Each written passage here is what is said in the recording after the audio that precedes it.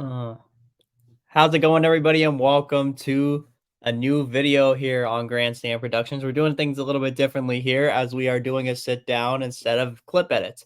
How's it going, guys? My name is Rob from Grandstand Productions, and I'm here to talk about the biggest drop that has happened in Red Sox Nation very recently today, as President of Baseball Operations Chaim Bloom has been fired from his position as President of Baseball Operations of the Boston Red Sox. This is a very shocking move by the Boston Red Sox to happen this early, as a lot of people in the game, especially in Boston and in baseball fans, Red Sox fans, we thought this was only going to last until 2024. We thought Chaim Bloom had one more year to rebuild the Boston Red Sox. We thought that they were going to give him at least 4 years. They were going to give him 2024 the opportunity with the salary cap to go and make moves in the offseason, sign free agents, and have the money to spend to actually spend the money. And he never got that opportunity. He was fired today, right before the Yankee series. And fun fact, not only is this is the second time, the second back-to-back GMs have been fired during a Yankee series. As we know, Dave Dombrowski was fired back before the 2020 season. That's when Chaim Bloom took over. And there's a lot of things that you have to think about here as a Red Sox fan and as a baseball fan.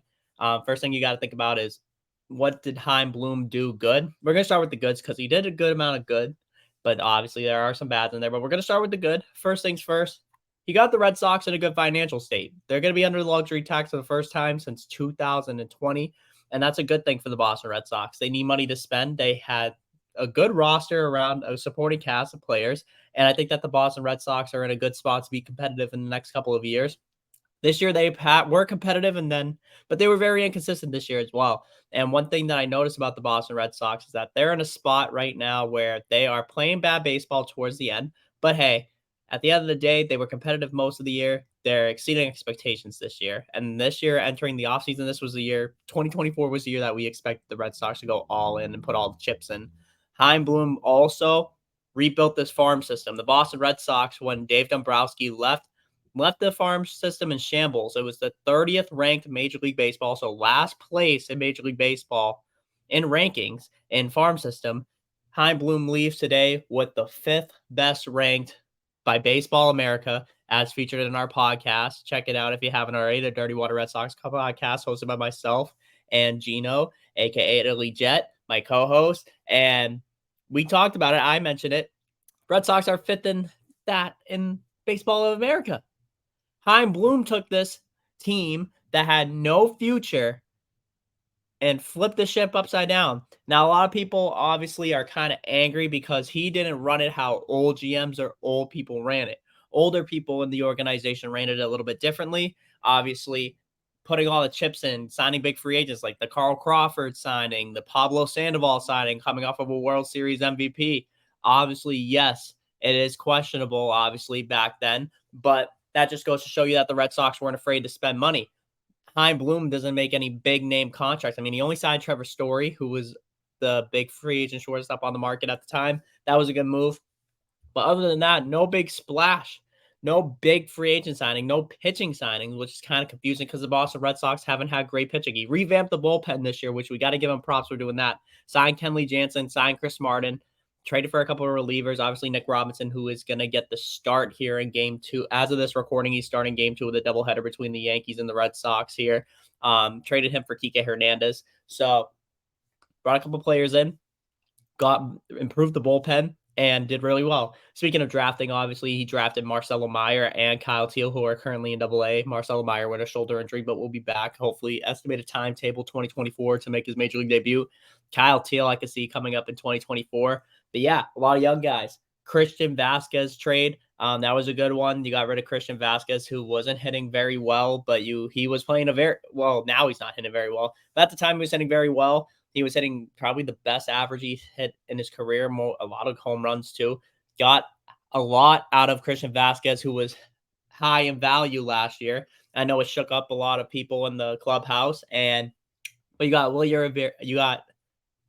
sorry, I stopped for a second. Willie Abreu, who has been showing out in the major league level, and Emmanuel Valdez, who has been playing very, very well as well at second base. Obviously, he's been up and down throughout the year, but I think he's been solid. You really got to look at this. Connor Connor Wong's been good. Verdugo's been good. But that's also a low part of Chaim Bloom's game. I'm going to talk about the cons in a second. Signed Justin Turner, who's a great leader here at at the Red Sox organization at Fenway Park. City of Boston loves him. Trevor Story signing, like I said, rebuilding the farm. There's a lot of good things that Chaim Bloom did. Almost won a World Series with the Boston Red Sox in 2021. If it wasn't for that call by Laz Diaz against the Astros, arguably Chaim Bloom probably could have a ring as a Red Sox, but the story unfolds. It never happened. Let's talk about the downs and the cons of Chaim Bloom. Chaim Bloom didn't invest really much into this team. At the trade deadline this year, the Red Sox needed pitching. The Red Sox needed pitching and they needed a bat. Obviously, there was a lot of opportunities where he could have made a trade and then should have traded James Paxton at the deadline. I don't care if it was a last minute trade. Should have traded James Paxton, who's having a down second half. You could have got a lot of high value out of a guy who is aging. You arguably could have made moves at that deadline where you got a bat. I mean, there was a trade that would have given up Ceddanne Rafaela for Blake Snell. Glad they didn't pull the trigger on that because Rafael has been pretty good. So that's the only thing. But yeah, I mean, that's a con right there. Another con, and I know he gets a lot of flake for this, but it wasn't his choice to trade Mookie Betts. That's a blemish on the Red Sox that they will not, Red Sox fans, and will never unhear it. Every time that it's on social media, every time it's a national televised game, guess what? The first thing you hear, Red Sox traded Mookie Betts. Oh, the Red Sox, when Mookie Betts has been great since being traded from the Red Sox. That's all you're going to hear for the rest of your life.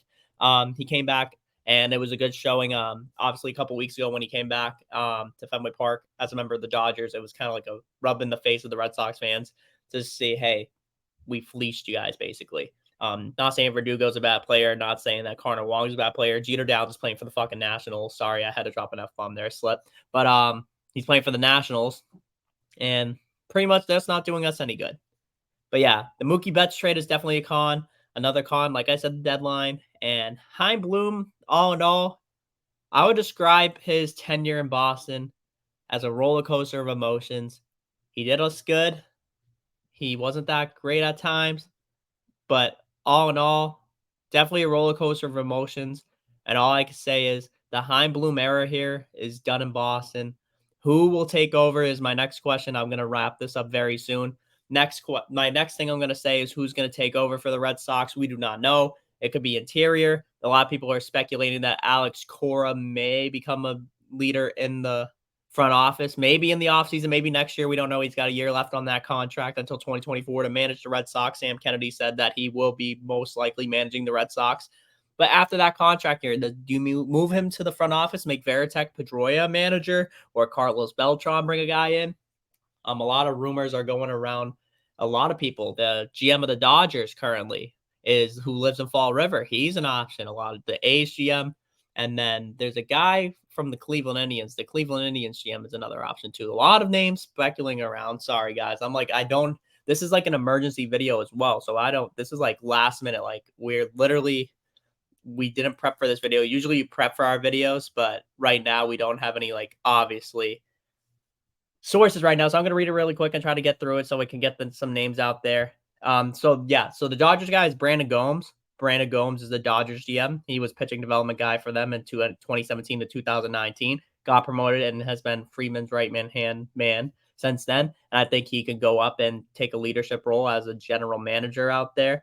There's obviously David Stern, who went to the Mets, which kind of stunk because I think that probably would have been the Red Sox option. Chris Iannetti, that's the guy from the Guardians. And then David Frost, the GM for the Oakland A's. I don't know about that one. You see how Oakland runs their ball clubs, but very analytical.